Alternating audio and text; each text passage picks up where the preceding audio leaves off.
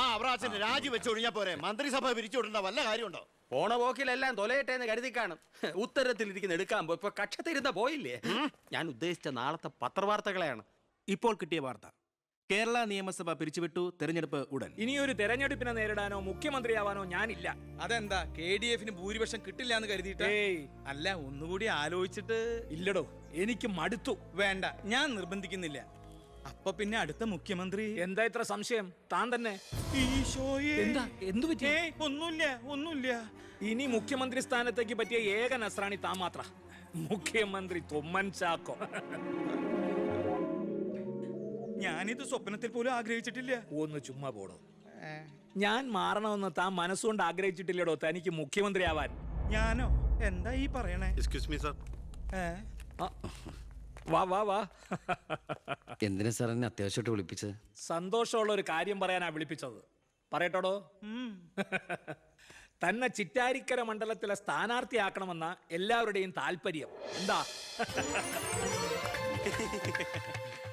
അപ്പൊ അച്ഛൻ? എടോ, മേനോന്റെ പേരിൽ അഴിമതി ആരോപണവും കേസും ഒക്കെ ഉള്ള നിലയ്ക്ക് 8 നിലയിൽ പൊട്ടുമെന്ന കാര്യത്തിൽ സംശയമില്ല. നമ്മുടെ മുന്നണിക്ക് ഭൂരിപക്ഷം കിട്ടുമെന്ന് ഉറപ്പില്ലാത്ത സാഹചര്യത്തിൽ ഒരു സീറ്റ് കളഞ്ഞു കുളിക്കാൻ പറ്റില്ല. താൻ ഒന്നുകൊണ്ടും പേടിക്കണടോ, താൻ ജയിക്കും. വർക്ക് തുടങ്ങിക്കോ. ഒരു MLA ആകണമെന്ന മോഹമൊന്നും ഇതുവരെ ഉണ്ടായിട്ടില്ല. എങ്കിലും പാർട്ടിയുടെ തീരുമാനം ഞാൻ ആദരവോടെ സ്വീകരിക്കുന്നു. All the best. Thank you sir. ജയിച്ച് MLA ആവുമ്പോ എന്നെ മുഖ്യമന്ത്രിയാക്കാൻ കൂടെ നിൽക്കണേ.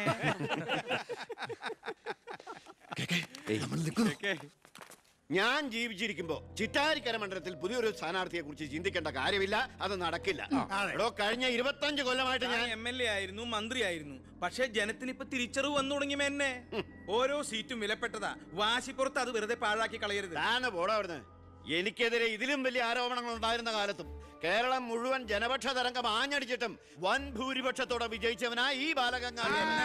ഇന്നിപ്പം പുളിച്ച പൗരധർമ്മം വിളമ്പുന്ന ഈ തൊമ്മിച്ചടക്കം പലരും അന്ന് തോറ്റു തുന്നം പാടി ചരിത്രം മറക്കണം. ഞാൻ തോറ്റത് നിങ്ങളുടെ ഗ്രൂപ്പ് കാലു ആയതുകൊണ്ടാണ്. വേറെ ആരും അല്ലല്ലോ മേന്നെ, തന്റെ മകനല്ലേ സ്ഥാനാർത്ഥി. കൊള്ളാം. അവറാച്ചന്റെ 18ാമത്തെ അടവ് കൊള്ളാം. അച്ഛനെതിരായി മകനെ വെച്ച് കളിക്കുക. ഇതേ പിള്ളേര് കളിയല്ല. ജനപക്ഷത്തിന്റെ സ്ഥാനാർത്ഥി നിസ്സാരക്കാരനല്ല. എന്തൊക്കെ പറഞ്ഞാലും മുഖ്യമന്ത്രി രാജിവെക്കുന്ന കാര്യമല്ല.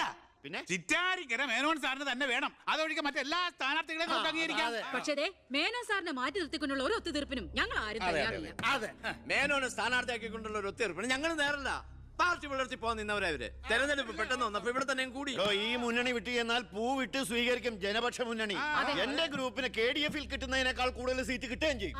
ദിവാകര, ഇനി ഇവിടെ നിൽക്കണ്ട, വാടോ പോകാം. അയ്യേ, നിങ്ങൾ ഇവിടെ ഇരിക്കി. ആരെങ്കിലും എന്തെങ്കിലും തമാശ പറഞ്ഞു വെച്ചാൽ അത് കാര്യാക്കുക. ചിറ്റാരിക്കരയിൽ മേനോൻ തന്നെ സ്ഥാനാർത്ഥി. അപ്പം നമ്മൾ ഗ്രൂപ്പെല്ലാം മറന്ന് തെരഞ്ഞെടുപ്പിനെ ഒറ്റക്കെട്ടായി നേരിടുന്നു. ഇനി എല്ലാവരും ഒന്ന് കൈയടിച്ച് പാസാക്കി.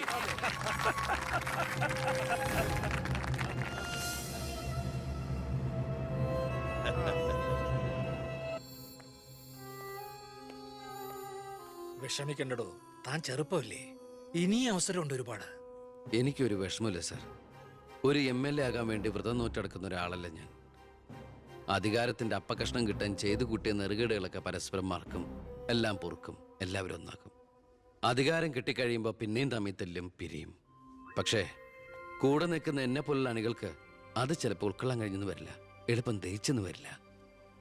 വരട്ടെ സാർ.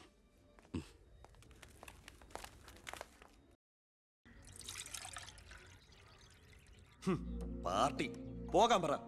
അവരവരുടെ സീറ്റ് നിലനിർത്താൻ വേണ്ടി എല്ലാം മറന്ന് അവരൊന്നായി. തന്തയ്ക്ക് പറക്കാത്ത വർക്കം.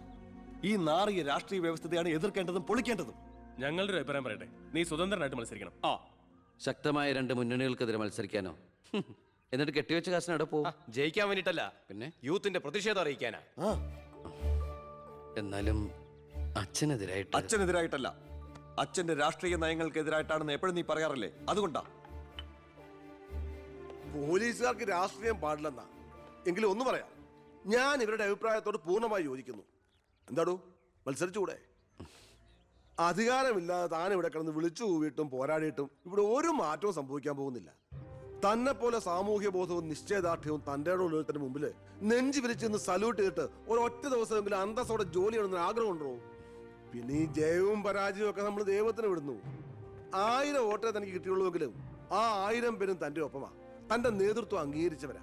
അത് മതിയടോ. സാർ ഞാൻ വേണ്ട, താൻ ഒന്നും പറയണ്ട.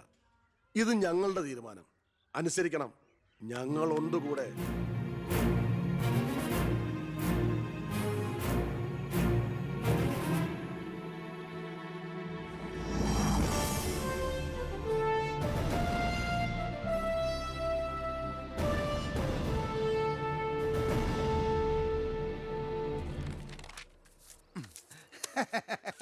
ഒരുപാട് തെരഞ്ഞെടുപ്പുകൾക്ക് ഞാൻ പോസ്റ്റർ ഒട്ടിച്ചിട്ടുണ്ട്. ഭയങ്കര രാശിയുള്ളവനാ ഞാൻ. ഞാൻ പോസ്റ്റർ ഒട്ടിച്ച ഒരു സ്ഥാനാർത്ഥിയും ഒരു ഇലക്ഷൻ ഇന്നേ വരെ ജയിച്ചിട്ടില്ല. അതെന്റെ ക്വാളിഫിക്കേഷൻ. എന്റെ അമ്മയുടെ സത്യം. 77 തെരഞ്ഞെടുപ്പിൽ ഞാൻ പോസ്റ്റർ ഒട്ടിച്ച സ്ഥാനാർത്ഥി തോമസ് ചാണ്ടി ഇടിവട്ടേറ്റ് മരിച്ചു. 84 സ്ഥാനാർത്ഥി പാണ്ടിലോറി കയറി മയ്യത്തായി. പിന്നെ മരിക്കാത്ത സ്ഥാനാർത്ഥികൾക്ക് കെട്ടിവെച്ച കാശ് പോലും കിട്ടില്ല. പിന്നെ മൈക്ക് അനൗൺസ്മെന്റിൽ ഞാൻ ബഹുമെടുക്കാനാ. മൈക്ക് അലവൻസ് അല്ല, മൈക്ക് അനൗൺസ്മെന്റ്. അതന്നെ ഞാനും പറഞ്ഞത്. എനിക്കറിഞ്ഞൂടെ? ഇവനെ നീ എന്റെ മാനം കളയരുത് ഈശ്വര. ഇവന്റെ കെട്ടിവെച്ച കാശെങ്കിലും കൊടുത്തേക്കണേ. ഇല്ല, ഇവന്റെ കാര്യം എനിക്കറിയാൻ പാടില്ല. ഈ തെരഞ്ഞെടുപ്പിൽ ഞാൻ സ്വതന്ത്രനായി മത്സരിക്കുന്നത് ഇവിടുത്തെ രാഷ്ട്രീയ കച്ചവടക്കാരോട് ജനങ്ങൾക്കുള്ള പ്രതിഷേധം അറിയിക്കാനാണ്. എന്റെ പ്രിയപ്പെട്ട നാട്ടുകാരെ, ഈ രാജ്യത്തിൽ ജനപക്ഷ മുന്നണി സ്ഥാനാർത്ഥി സഖാവ് ജനാർദ്ദനൻ പിള്ളയ്ക്ക് അരിവാൾ അടയാളത്തിൽ വോട്ട് രേഖപ്പെടുത്തുവാൻ പ്രിയപ്പെട്ട വോട്ടർമാരെ, KDF-ന്റെ ശക്തനായ സ്ഥാനാർത്ഥി ശ്രീ ബാലഗംഗാധര മേനോന് ശാന്തിയുടെയും സമാധാനത്തിന്റെയും ചിഹ്നമായ അമ്പും വില്ലും അടയാളത്തിൽ നിങ്ങളുടെ വിലയേറിയ വോട്ടുകൾ രേഖപ്പെടുത്തി വമ്പിച്ച ഭൂരിപക്ഷത്തോടെ വിജയിപ്പിക്കുവാൻ അപേക്ഷിക്കുകയാണ്, അഭ്യർത്ഥിക്കുകയാണ്. ജനാധിപത്യ വിശ്വാസികളെ, നാട്ടുകാരെ, അഴിമതിക്കാരെയും കൊള്ളക്കാരെയും ഈ നാട്ടിൽ നിന്ന് എത്രയും പെട്ടെന്ന് കെട്ടുകെട്ടിക്കുന്നതിന് യുവത്വത്തിന്റെ പ്രതീകമായ കൃഷ്ണകുമാറിന് നമ്മുടെ ദേശീയ മൃഗമായ സിംഹം, ഒന്നും മിണ്ടാണ്ടിരിക്കും. അതെന്നെ ഞാൻ പറയാൻ പോണത്.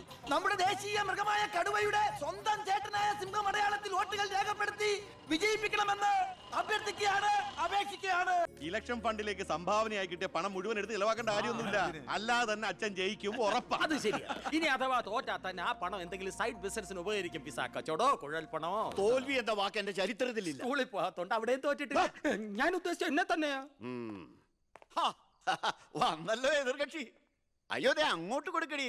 വോട്ട് ചോദിച്ച് തെണ്ടി തെറിഞ്ഞ് ക്ഷീണിച്ച് വന്നിരിക്കുക. കുടുംബത്തിന് മാനക്കേടുണ്ടാക്കാനും പത്രക്കാർക്ക് കഥകൾ ഉണ്ടാക്കാനും കോമാളി വേഷം കിട്ടി ഇറങ്ങിയിരിക്കുക. സംശയമുണ്ടോ? കഷ്ടാൽ കഷ്ടം. അച്ഛനെ കിട്ടേണ്ട കുറച്ച് വോട്ടുകൾ പിടിക്കുമായിരിക്കും, എന്നിട്ട് ജയിക്കൂ. അതുമില്ല. അതുകൊണ്ട് ആർക്കാ നേട്ടം? ജനപക്ഷ മുന്നണിക്ക്. യവൻ കാരണം ആർക്കും ഒരു ഗുണം കിട്ടില്ല. ഇവനൊക്കെ ആര് വോട്ട് കൊടുക്കാനാ? ഈ കുടുംബത്തിന് പോലും ഒരു വോട്ട് കിട്ടിവിടാനൊക്കെ.